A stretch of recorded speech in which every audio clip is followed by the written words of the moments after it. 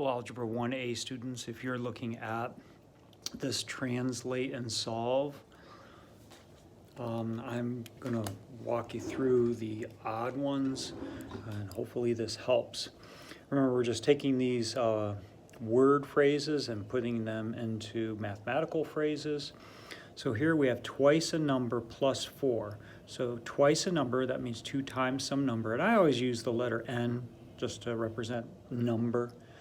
So twice this number, 2 times this number, plus 4 is 8, is means equals 8.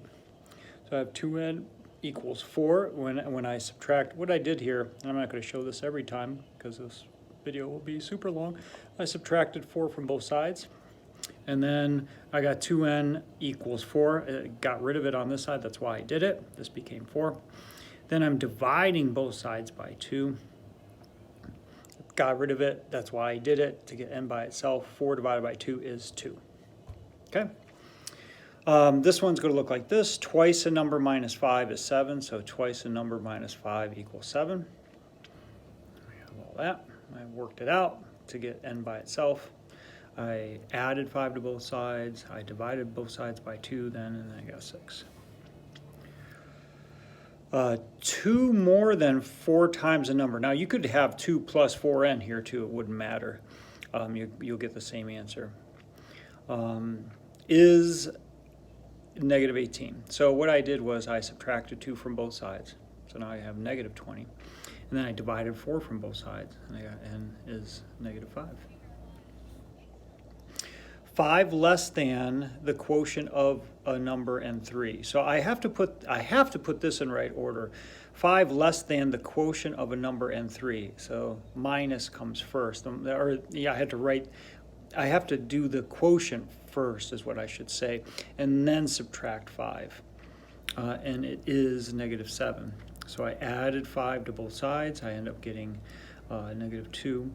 And then this is that number divided by 3, okay, or the quotient of a number and 3. So divided by the opposite is multiply. So multiply both sides by 3. Right here, I multiplied both sides by 3.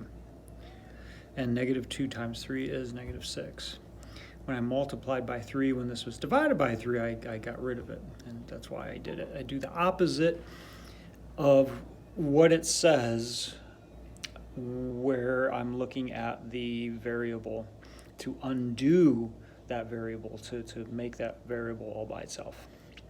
Okay, the quotient of a number and negative 9 increased by 10. So I have the quotient of a number and negative 9, and it's increased by 10 is 11. I subtract 10 from both sides. And I see an issue here. If I subtracted 10 from both sides, this would just be a regular one. So get rid of that. Okay, so, and then I multiply both sides by negative 9, so your answer should be a negative 9 here. So negative 9 times 1 is going to be, let me get rid of that, negative 9. Okay, that one's better. And these, we have 3/4 n plus 1 equals negative 5. How did I get that? I got the sum of 3/4 of a number and 1. So the sum means to add. So 3/4 of a number and 1, and that equals negative 5. I subtracted 1 from both sides. And then, when you're working with fractions here, this is this is multiply 3/4 of a number. So I'm going to do the opposite. I'm going to divide by, okay? So I'm going to divide by 3/4. And remember, when you do that here, that gets rid of it. But dividing by 3/4 means multiply by its inverse, okay? So I have negative 24 plus, or times 4 is, so remember I go across the top, remember this would be over 1 when you did this back in the day. Negative 6 times 4 is negative 24 divided by 3. So this becomes negative 24 divided by 3, right? What negative 24 divided by 3 is negative 8.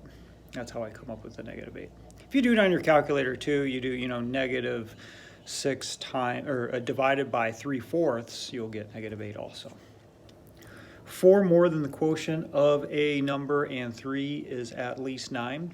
So you have the quotient of a number and 3, and 4 more than that is at least. So it could be greater, it could equal 9, but it can't be less than 9. So I have that's greater than. I'm surprised you guys, I didn't see you guys doing these yet, but maybe you were, and I don't know. But anyways, I'm going to go through these anyways. And so I'm subtracting 4 from both sides, and then I am multiplying. This is divided by 3, so I multiply by 3, so I get n by itself. N is greater than or equal to 15. 7 more than 1/6 of a number is greater than 3.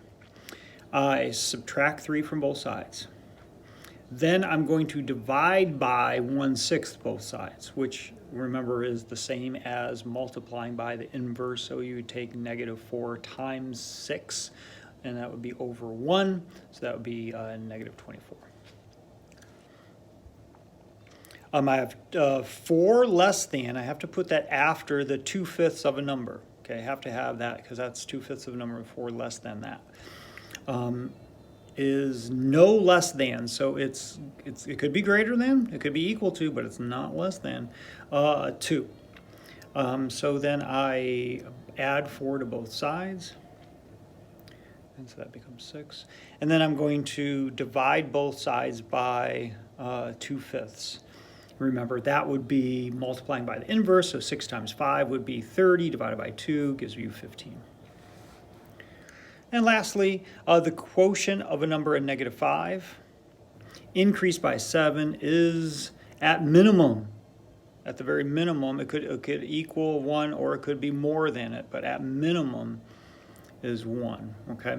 So I'm going to subtract 7 from both sides, and I'm going to multiply both sides by -5, and so that gives me n equals 3.